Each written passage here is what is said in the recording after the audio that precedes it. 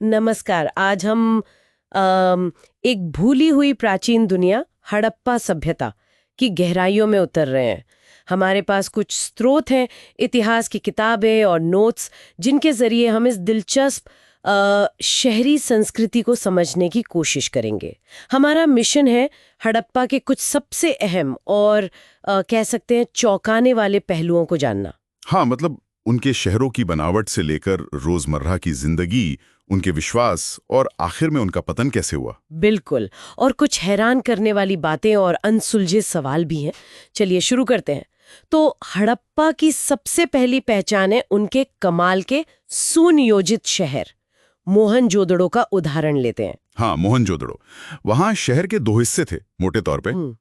एक ऊंचाई पर बना दुर्ग और दूसरा नीचे बसा निचला शहर। सही।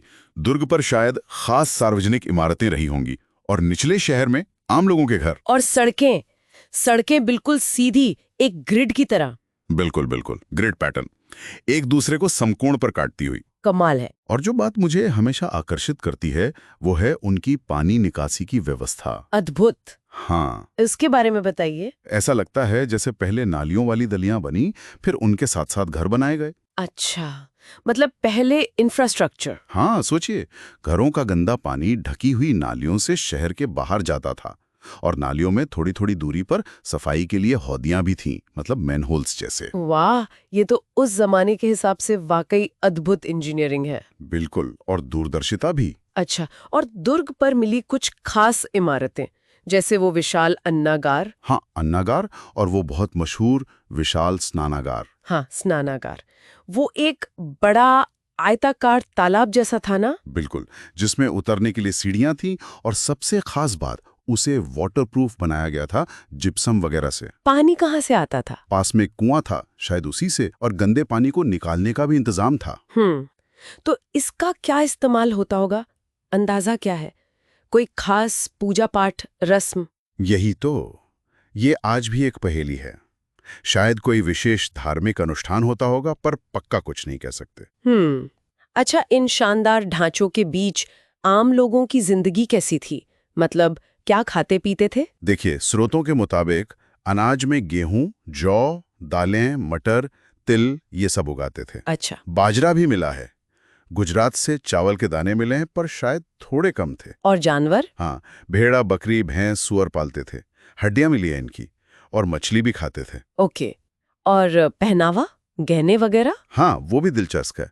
पुरुष और महिला दोनों गहने पहनते थे। किस चीज के बने होते थे? सोना, तांबा, कांसा, शंख, मिट्टी, और एक खास चीज थी, फॉयॉन्स। फायोन्स? वो क्या होता है? वो रेत, रंग और एक चिपचिपे पदार्थ को मिलाकर फिर पकाकर बनाते थे।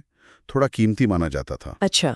और मजे की बात यह है कि फॉयॉन्स से बनी चीजें, जैसे छोटे बर्तन वगैरह, मोहनजोदड़ो और हड़प्पा जैसे बड़े शहरों में ज्यादा मिली हैं, छोटी बस्तियों में कम। तो इसका मतलब क्या समाज में कुछ फर्क था, अमीर गरीब का? हो सकता है, ये एक संभावना है कि बड़े शहरों में रहने वाले ज्यादा संपन्न थे, या फिर ये चीजें किसी खास वर्ग के लिए थी।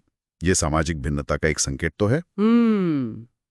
अच्छा, और उनकी कारीगरी, क्राफ्ट्स? वो भी कमाल की थी। चनूदड़ो जैसी जगह तो समझिए कि शिल्प उत्पादन के बड़े केंद्र थे।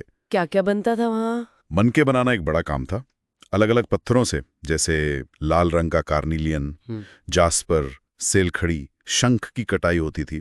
धातु का काम, मोहरे बनाना, बाट बनाना, ये सब। मोहरें और बाट, ये व्यापार के लिए जरूरी होंगे ना? बिल्कुल। और उनका व्यापार सिर्फ आसपास नहीं, दूर दूर तक फैला था। कहाँ तक? मेसोपोटामिया तक, जिसे शायद वो लोग मेलुहा कहते थे। वहां की लिखावटों में मेलुहा से आने वाले कार्निलियन, लाजवर्द मणि, तांबे, सोने का जिक्र मिलता है।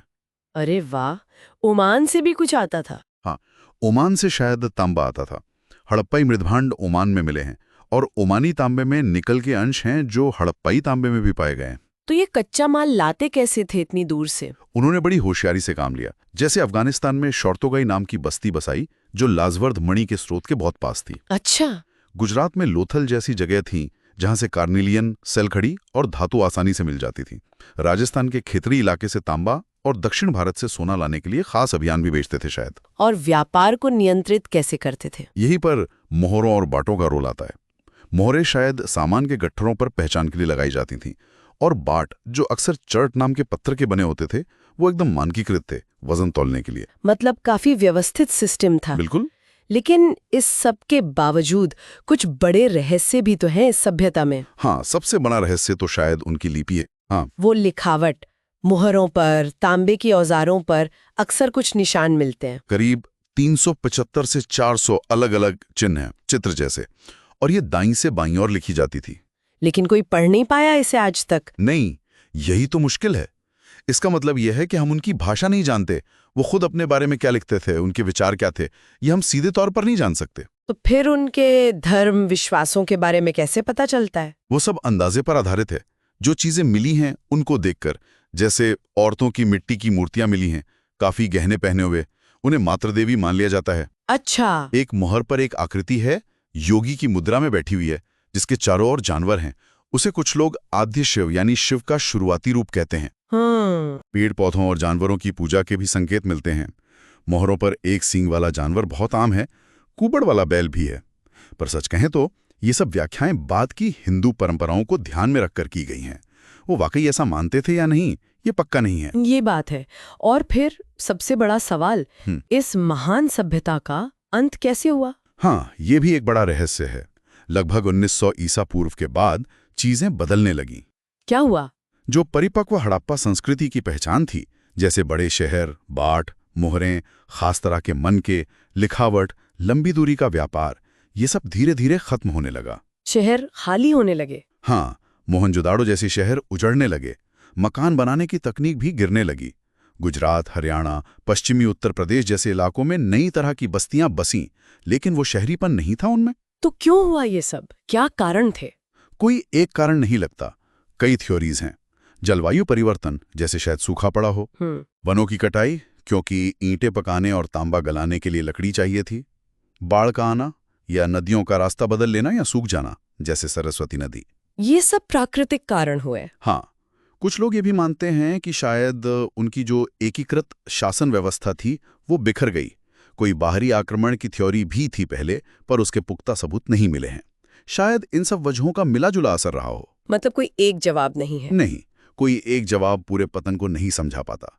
ये आज भी इतिहासकारों और पुरातत्वविदों के लिए एक बड़ी पहेली है। तो ये थी हड़प्पा सभ्यता की एक झलक, उनके सुनियोजित शहर, उनका जटिल समाज, दूर तक फैला व्यापार और वो गहरे रहस्य जो आज भी हमें सोचने पर मजबूर करते हैं। बिल्कुल, खासकर उनकी लिपि का अनसुलझा रहस्य और उनके पतन के असली कारणों का पूरी तरह पता न चलना, ये चुनौतियां आज भी हमारे सामने हैं। और हम अपने श्रोताओं के लिए एक सवाल छोड़ जाते हैं। सोचिए, अगर भविष्य में कभी हड़प्पा की लिपि पढ़ ली जाए तो इस सभ्यता के बारे में हमारी समझ कैसे बदल सकती है? हाँ? क्या हमें उनके समाज, उनके शासन या उनके विश्वासों के बारे में कुछ ऐसा पता चलेगा जिसकी हमने कभी कल्पना भी नहीं की होगी?